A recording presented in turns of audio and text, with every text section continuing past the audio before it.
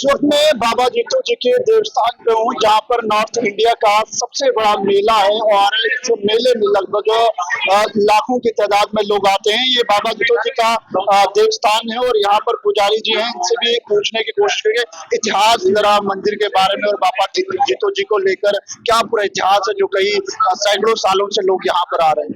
देखिए, एक्चुअली हम ये मेला जो है ये कार्तिक की पूर्णिमा के दिन जो है हर साल मनाया जाता है और इस दिन जो है मंदिर की स्थापना हुई और इसको स्थापना दिवस के तौर पे भी मनाया जाता है, क्योंकि जिस दिन मंदिर की स्थापना हुई उसी दिन यहाँ पे खिचड़ी का भोग लगा।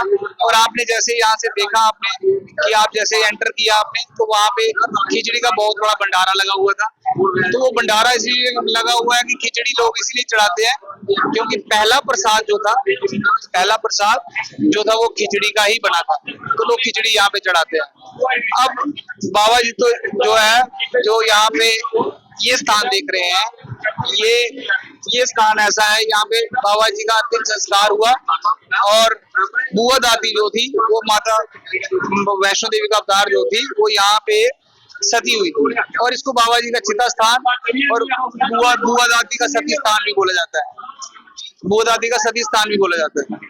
तो बाबा जी जो थे ये घारकोट के रहने वाले थे और घारकोट में बाबा जी ने 12 साल लगातार माता वैष्णो देवी की भक्ति की थी और तब 12 साल के बाद मां वैष्णो देवी ने जब दर्शन दिए तो उन्होंने कहा वरदान मांगो।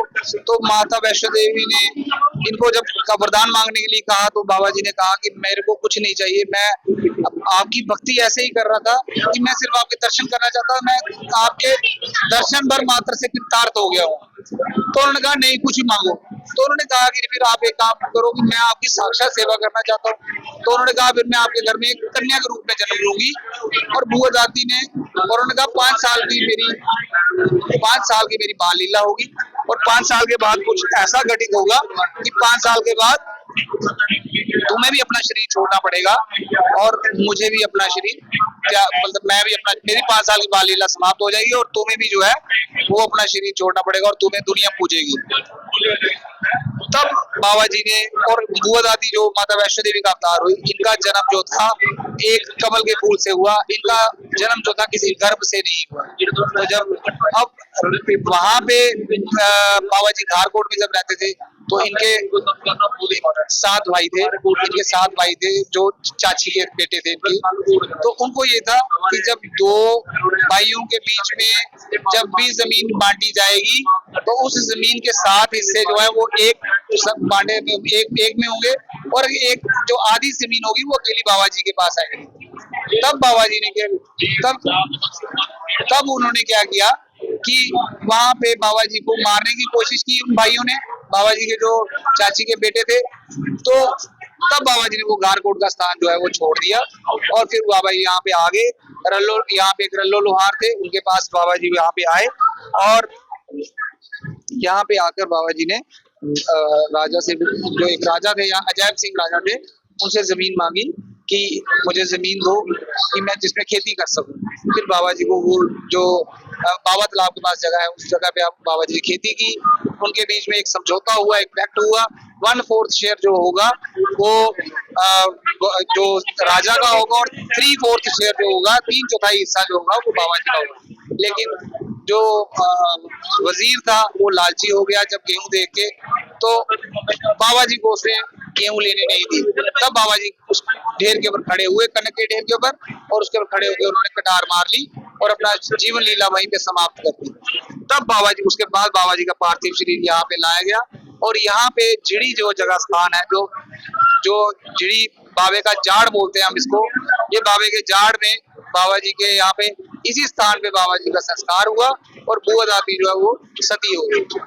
और मैं आपके चैनल के माध्यम से जो हर चैनल के माध्यम से मैं ये चीज बोल रहा हूँ कि लोग इसको मेला समझ के ना आए। ये एक धार्मिक स्थल है और इसको पहले बाबा जी को मत्था टेकने के बाद फिर उसके बाद आप मेले में घूमें फिरें, जो मर्जी खरीदारी करें, लेकिन इसको एक मनोरंजन समझ के ना आए। ये एक धार्मिक स्थान है, इसको यहाँ पे मत करें। यहाँ की कितनी मान्यता है, मैं देख रहा हूँ लोग खिलौने डाल रहे हैं, तमाम जो छोटे बच्चों की खेलने की चीजें हैं वो यहाँ पर लोग भेंट कर रहे हैं, यानी कि जो लोग ना संतान है उनके लिए भी यहाँ पे मान्यता है। देखिए यहाँ पे सबसे पहले तो मैं आपको बताऊंगा कि आपने खिलौनों की बात की, तो खिलौने जो है वो इसलिए चढ़ाए जाते हैं कि बुआ दाती जो बुआ कौड़ी, बुआ जिड़ी वाली, बड़े नामों से प्रचलित है ये। बुआ दाती जो माता वैष्णो देवी का अवतार है, वो 5 साल की कन्या है, तो उनको उनके लिए ये खिलौने चढ़ाए जाते हैं। लोग कुछ सुखन करते हैं जब जिनके औलाद नहीं होती, या जिनके कुछ भी कोई किसी का औलाद नहीं हो रही, या कोई अपना कोई, जैसे बहुत से लोग यहाँ पे आप देख रहे हैं पंजाब से आते हैं जो फॉरेन जाना चाहते हैं, उनकी वो मनोकामनाएं मांगते हैं, या और भी चीजों के लिए किसी के लिए मनोकामना मांगते हैं, तो उसके लिए गुड़िया गेंद खिलौने बाबा जी के यहाँ पे सुखन करके जाते हैं और फिर वो आके यहाँ पे चढ़ाते हैं। आप देखेंगे यहाँ पे खिलौनों की तादाद ज्यादा है, और ये ज्यादा क्यों है, क्योंकि बुआ दाती के लिए ही सब ये चढ़ाए जाते हैं। यानी कि सब मैं बाबा जितो जी के देवस्थान पे हूँ, और यहाँ पर ही इसी स्थान पर ये मंदिर है।